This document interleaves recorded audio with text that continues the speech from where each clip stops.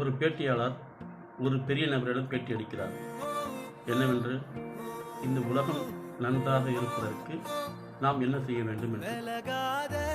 அதற்கு அந்த பெரியவர் பதிலுக்கு, உன் வேலை என்று உன் வேலை என்னவென்று கேட்டிருக்கிறார். பொறுப்பாளர் விழி பிரிங்கி போய் நின்றிருக்கார். நம்ம ஒரு கேள்வி கேட்டால் அவர் நம்மளை கேட்கிறார். அப்போது அந்த பெரிய மனிதன், நான் உனக்கு பதில் சொல்லட்டுமா என்று கேட்டார்.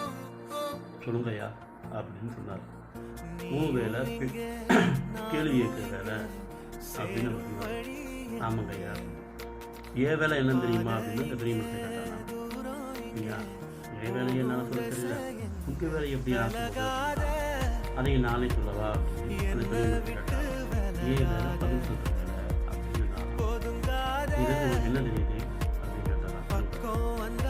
புரியலையா அப்படின்னு அந்த தொகுப்பாளரும் தலை தோன்றிட்டே இருந்திருக்கான்.